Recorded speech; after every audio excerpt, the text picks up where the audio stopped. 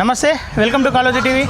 ఏదైతే సోమాజిగూడ ప్రెస్ క్లబ్లో ఈరోజు ప్రొఫెసర్ గాలి వినోద్ సార్ ఆధ్వర్యంలో ఒక మీటింగ్ అయితే ఏర్పాటు చేసుకున్నారు. ద్రవిడియన్కి అన్యాయం జరుగుతూ ఉంది, సౌత్ ఇండియన్స్ పైన నార్త్ ఇండియన్స్ పెత్తందారితనం చెలాయిస్తున్నారు అని చెప్పారు. దాంట్లో భాగంగా ప్రొఫెసర్ నాగేశ్వరరావు గారు కూడా రావడం జరిగింది. వాళ్ళ అద్భుతమైన స్పీచ్ ఇవ్వడం జరిగింది. దాంట్లో భాగంగా ప్రస్తుతం మనతో పాటు ప్రొఫెసర్ సార్ ఉన్నారు. సార్ నమస్తే. సార్ చెప్పండి, ఈరోజు మీరు ఈ నిర్ణయం ఎందుకు వచ్చింది? ద్రవిడియన్స్ జేఏసీ అని చెప్పేసి ఏర్పాటు దక్షిణాది జేఏసీ అని ఏర్పాటు చేసారు. అసలు ఆలోచన ఎందుకు వచ్చింది సార్? ఆలోచన ఎందుకు వచ్చిందంటే తెలంగాణ టీ జాక్ ఏదైతే ఉందో, టీ జాక్ పేరు మీద ఎట్లయితే తెలంగాణ అస్తిత్వం, ఆత్మగౌరవం, హక్కుల కోసం కొట్లాడడం జరిగింది. నీళ్లు, నిధులు, నియామకాలు మాకు కావాలని. ఇక్కడ కూడా దక్షిణాదిలో కూడా మొత్తం మాకు కావాలి, ఈ ఉత్తరాది వాళ్ళు వెళ్ళిపోవాలి ఇంటికి వెళ్ళి. ముఖ్యంగా మార్వాడి, గుజరాత్, రాజస్థానీలో మా వ్యాపారాలను దెబ్బతీస్తున్నారు, ప్రైవేట్ ఉద్యోగాలలో దెబ్బతీస్తున్నారు. అలాగే ఈ మొత్తం భూమి అంతా ఇప్పుడు వాళ్ళ చేతులకు వెళ్ళిపోయింది. హైటెక్ సిటీ భూములు ఇవాళ మొత్తం డెవలప్, హైదరాబాద్లో చుట్టుపక్కల డెవలప్ అయిన భూములంతా వాళ్ళ చేతులకు వెళ్ళిపోయినాయి. రాజ్యం వాళ్ళ చేతిలో ఉంది. ఒకే దేశం ఎక్కువ ఎన్నిక అని ఇట్లా మొత్తం బీజేపీ వాళ్ళ ఒక పెద్ద నినాదం తీసుకున్నది. నేను ఒకే కులం కూడా చేయమంటున్నా, మొత్తం కులాలను రద్దు చేయమంటున్నా. మా దక్షిణాది మా జాయింట్ యాక్షన్ కమిటీ ఒకే కులము ఒకే దేశం అన్నప్పుడు, ఒకే దేశం ఒకే ఎన్నిక అన్నప్పుడు ఒకే కులం దేమంటున్నా. మా జాక్ డిమాండ్ చేస్తుంది. కుల నిర్మూలన వైపు ఈ భారతదేశాన్ని తీసుకుపోవాలనే దృక్పథం మాది. ఈ దక్షిణాదిలో 1920లోనే కుల నిర్మూలన దృక్పథంతో జస్టిస్ పార్టీ ఏర్పడేది, ఒక బీసీని ముఖ్యమంత్రి చేసింది. మరి మీరెందుకు బీసీని ముఖ్యమంత్రి చేయట్లేదు? ఓకే సార్, ఏదైతే మార్వాడీలు అని చెప్పేసి అన్న అంశం పైన ఇదే ప్రశ్న నేను కొంతమందిని అడిగినప్పుడు, రాజ్యాంగం కల్పించిన హక్కు అది.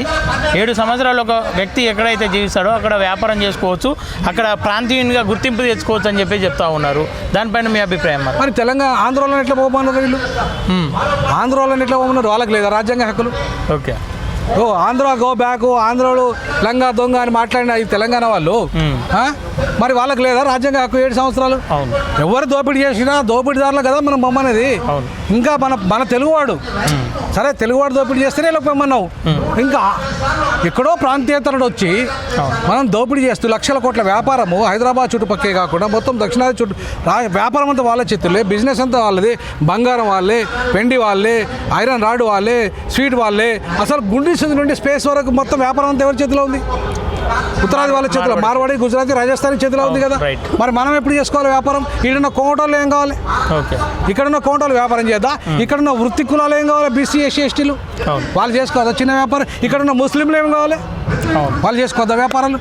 మొత్తం వాళ్ళు అన్ని కొట్టేసి వాళ్ళ ఒకవైపు అదానీ అంబానీలోమో ఇలా మాల్స్ పేరు మీద మీరు దోపిడీ చేస్తుంటే, వీళ్ళు ఇవాళ మొత్తం మార్వాడి, గుజరాతీ పేరు మీద, టోకు వ్యాపారం పేరు మీద కనీసం వాళ్ళు ట్యాక్స్ కట్టేవాడు. ఓకే, దాదాపు సికింద్రాబాద్ ప్రాంతంలో మొత్తం మార్వాడీలు ఉంటారు. కొన్ని ఏరియాలను ఆక్యుపై చేసిన మార్వాడీలు, వాళ్ళ ఓట్లు ఆ ప్రాంతాలలో కీలకం.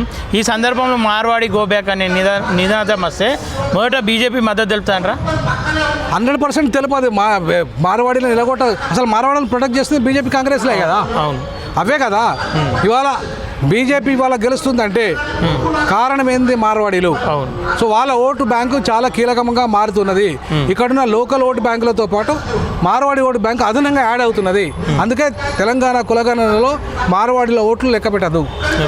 కానీ కులగణనలో వాళ్ళని బీసీల కింద చేర్చాలని కొన్ని ప్రాంతాల్లో డిమాండ్ కూడా వస్తూ ఉంది.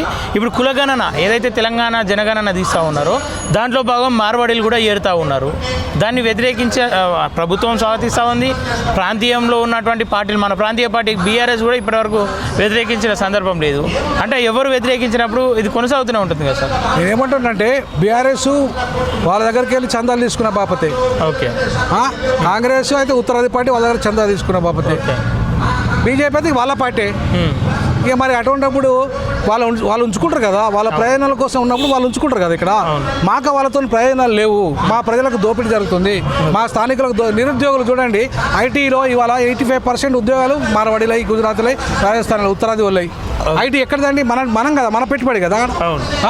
ప్రైవేటు బ్యాంకులు ఉన్నాయి, ప్రైవేట్ బ్యాంకుల్లో ఎవరండి ఇవాళ? ఉత్తరాది వాళ్ళు వచ్చి మొత్తం ఉద్యోగాలను కొట్టేస్తున్నారు. మరి మనకి 85% కావాలి. మొత్తం ప్రైవేట్ ఉద్యోగాలు ఇలా 10-20 లక్షలు ఉన్నాయి ఒక హైదరాబాద్లోనే. దాంట్లో 85% నార్త్ ఇండియన్స్ ఉన్నారు, 5% కూడా మనోళ్ళు లేరు తెలంగాణలో. మరి సౌత్ ఇండియన్స్ కూడా 5% లేరు. మరి ఇవాళ 85% తెలంగాణకి ఇచ్చి 15% సౌత్ ఇండియాకి ఇస్తే ఇవాళ ఉత్తరాది వాళ్ళు పోయి వాళ్ళ రాష్ట్రాలు పెద్ద రాష్ట్రాలు కదా వాళ్ళవి అవును. అక్కడ చేసుకోమనండి బిజినెస్. బీహార్ పెద్దది, యూపీ పెద్దది, మహారాష్ట్ర పెద్దది. అక్కడ ఆ రాష్ట్రాలన్నింటిలో కూడా బాగా డెవలప్మెంట్ అవుతున్నది ఇప్పుడు. కానీ సాధ్యమైతే అంటారు సార్ వాళ్ళని ఇక్కడ నుండి పంపించడం? ఎందుకు సాధ్యం? ఇప్పుడు ఆంధ్రలో పోలేదా పేరు తెలంగాణ ఉద్యమం పేరు మీద? అవును. అవునా? పాలన స్వయం పాలన రాలేదా? వచ్చింది. అట్లాగే వస్తుంది. ప్రజలు తలుచుకుంటే ఏదైనా సాధ్యమే. ప్రజా ఉద్యమంగా మారాలి ఇది. కానీ దీన్ని ప్రజలు గ్రహిస్తలేరు సార్. గ్రహించేటట్టుగా చేస్తామండి. చేస్తాం. ఒక ప్రయత్నం చేస్తాం. 69లో స్టార్ట్ అయిన తెలంగాణ ఉద్యమం 2014 సక్సెస్ అయింది. మేము ఇప్పుడు ప్రారంభించినాము. ఇంకా 10 ఏళ్ళు కావచ్చు, 20 ఏళ్ళు కావచ్చు, సక్సెస్ అయితే ఖచ్చితంగా కొనసాగిస్తాం. సవాలే లేదు. రానున్న జిహెచ్ఎంసీ ఎన్నికల్లో ఖచ్చితంగా లోకల్ వాళ్ళు, స్థానికులు, సౌత్ ఇండియా వాళ్ళను గెలిపించాలి, నార్త్ ఇండియా వాళ్ళను ఓడగొట్టాలి. ఓకే సార్, ఫైనల్గా ప్రభుత్వం కులగణన చేపడతా ఉంది. దాన్ని చాలామంది వ్యతిరేకించే ప్రయత్నం చేస్తూ ఉన్నారు. కులం చెప్పమంటే వచ్చిన అధికారుల పైన వీడియోలు తీసుకుంటూ దురుసుగా ప్రవర్తించే ప్రయత్నం చేస్తూ ఉన్నారు. అట్లాంటి వాళ్ళకి మీరు ఏం అంటే వ్యక్తిగత సమాచారం చెప్పొద్దు. ఎందుకంటే సుప్రీంకోర్టు గైడ్లైన్స్ ప్రకారంగా వ్యక్తిగత సమాచారం ఎవరికి ఇవ్వద్దు. ఈవెన్ సెల్ ఫోన్ కూడా ఇవ్వద్దు, నంబర్ కూడా ఇవ్వద్దు, నీ బ్యాంకు డీటెయిల్స్ ఇవ్వద్దు. ఇవి వ్యక్తిగత సమాచారం. కుల సమాచారం చెప్పడం తప్పేం కాదు. తర్వాత మీ ఇంట్లో ఎంతమంది ఉద్యోగస్తులు చెప్పడం తప్పేం కాదు. మీకు ఎంత భూమి ఉంది చెప్పడం తప్పేం కాదు. మీ దాంట్లో ఎమ్మెల్యేలు ఎంతమంది, ఎంపీలు ఎంతమంది అడగడం తప్పేం కాదు. కానీ వ్యక్తిగత విషయాలు చెప్పద్దు. ఎందుకంటే సుప్రీంకోర్టే ఆధార్ కార్డు కేసులో చెప్పింది వ్యక్తిగత సమాచారం మీరు ఎవరికి అంటే ప్రభుత్వం అడిగినా ఇవ్వద్దని చెప్పింది.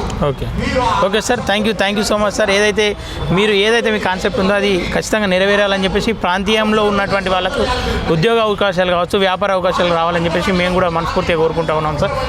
Thank you so much.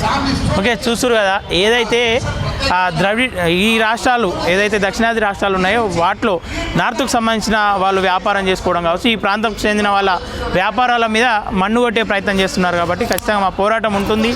ఆ పోరాట ఫలితం ఇప్పుడు ఉంటుందా, 10 ఏళ్ళ తర్వాత ఉంటుందా, 20 ఏళ్ళ తర్వాత ఉంటుందా, ఆ తర్వాత ముచ్చట, కానీ మా పోరాటం అయితే కొనసాగిస్తామని చెప్తున్నటువంటి చూస్తున్నానండి కాలేజీ టీవీ. Thank you.